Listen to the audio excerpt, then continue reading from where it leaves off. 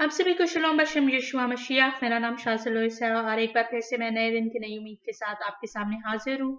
और आज ये है कि आज थोड़ी सी ठंड थी सुबह और मुझे कुछ छींकें आ रही थी। सो मैंने सोचा कि आपके साथ जो छींकों के ऊपर मैंने लेसन सीखा है मैं उसको आपके साथ शेयर करूँ। मुझे जो था मुझे बिल्कुल भी इल्म नहीं था। पहली बात मैं आपको कहती चलूँ कि अगर आपने मेरा पादशाह के ऊपर जो है तोरा पादशाह के ऊपर जो बनी हुई वीडियो या ऑडियो मैसेज है उसको नहीं देखा या नहीं सुना तो आप उसको ज़रूर सुनिए। क्योंकि मेरा ये वाला जो जो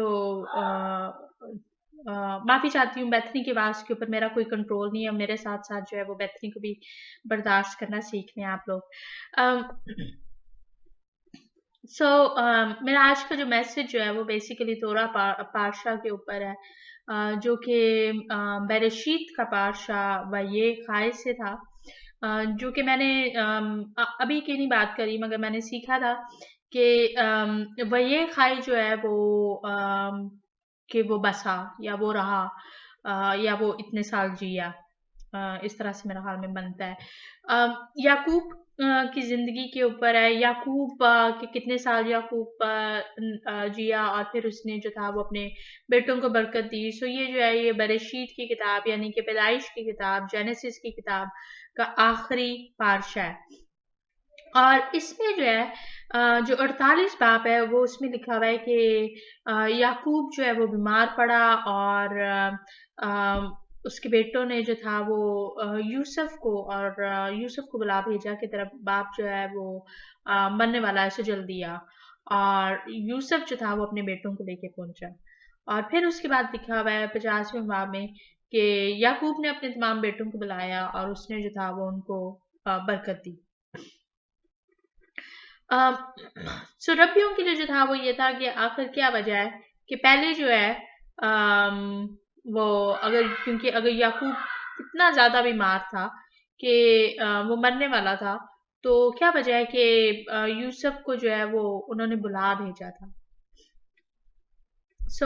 उसकी वजह जो है वो छींक है। मिथराज के मुताबिक जो है वो ये लिखा हुआ है। मैं पैराफ्रेज कर रही हूँ, लफ्ज पर लफ्ज नहीं आपको बता रही हूँ, मुख्तसर सा करके बता रही हूँ कि जैसे कि हम पैदाइश की किताब में जो है वो पढ़ते हैं कि खुदावन ने जो था आदम के नथनों में जिंदगी का दम फूंका। तो मितराज के मुताबिक जो है वो ये है कि याकूब को जो था वो छींक आई।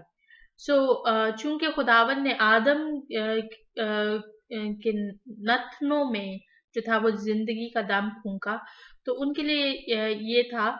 कदीम जमाने से जो था वो ये चलता आ रहा है कि अच्छा कि आपकी जो जान भी जो है जब आप छींक मारते हैं क्योंकि आप थोड़ी देर के लिए जो है वो आंखें अपनी जो है वो कुछ सेकंड्स के लिए बंद करते हैं और एक आध सेकंड के लिए जो है वो आपकी हार्ट बीट जो है वो आई गेस रुकती है या जो भी है कि आपको उनके लिए जो है वो ये है कि अच्छा कि आपकी जो जिंदगी जो है वो शायद जा रही है। और यही वजह है कि हर कौम में हर जुबान में जो है किसी ना किसी किस्म की जो है वो एक वो है कि टर्म इस्तेमाल की जाती है। जैसे कि मैं यूएसए में रहती हूँ तो अक्सर जो है हम बोलते हैं गॉड ब्लेस यू और या ब्लेस यू। मैं जो बचपन से यही सुनती आई हूँ सिर्फ यहीं पे नहीं, हमारे खानदान में यही बोला जाता था। मगर ये है कि हर कोई जो है वो इसी किस्म का ही बोलता है। मगर याकूब को जब छींक आई तो याकूब ने जो था वो खुदावन से फरियाद की कि अभी मेरी जान ना लेना बल्कि मैं अपने बेटों को पहले ब्लेसिंग्स दे दूं। सो खुदावन ने उसकी जिंदगी जो थी वो वापस लौटा दी। जैसे मैंने बताया कि हर कौम में जो है हर जुबान में जो है वो एक अपनी एक लफ्ज है, एक अपनी एक टर्म है जिसको इस्तेमाल जब भी कोई छींक मारता है तो उस वक्त इस्तेमाल किया जाता है। वैसे ही इब्रानी ज़ुबान में जो है चंद एक अल्फाज हैं, मैं आपके साथ दो शेयर कर रही हूँ। एक जो है वो मेरे लिए बोलना ईजी है, उस वो है लेब्रायोत ये आपको स्क्रीन के नीचे लिखा हुआ नजर आएगा। और लेब्रयोथ एक है, फिर दूसरा जो है जो यदीशी है वो है जुगजन। जुगजन ये जरा मेरे लिए थोड़ा सा मुश्किल है। मैं अभी भी इन दोनों लफ्ज़ों की आदि नहीं हो पाई हूँ। मगर ये है कि जो मुझे बात बड़ी अच्छी लगी थी वो ये थी कि अक्सर जब छींक किसी को आए यहूदियों को, तो यहूदी लोग जो हैं वो अक्सर एक आयत का जो है वो इस्तेमाल करते हैं, और वो है लशवतेखा किबिती अदोनाई। लशुवातेखा किबिती अदोनाई, आप इसको स्क्रीन के ऊपर देख सकते हैं। सो लशुवातेखा किबिती अदोनाई का मतलब जो है वो ये है कि आए खुदावंत, मैं तेरी निजात की उम्मीद करता हूँ या करती हूँ। सो हमें जो है वो इट्स मोर लाइक कि खुदाबंद से जो है वो फजल की दुआ मांगी जा रही है कि मैं तेरी निजात की उम्मीद करता हूँ कि तू जो है वो मुझे अब्दी जिंदगी में जो है वो दाखिल करेगा।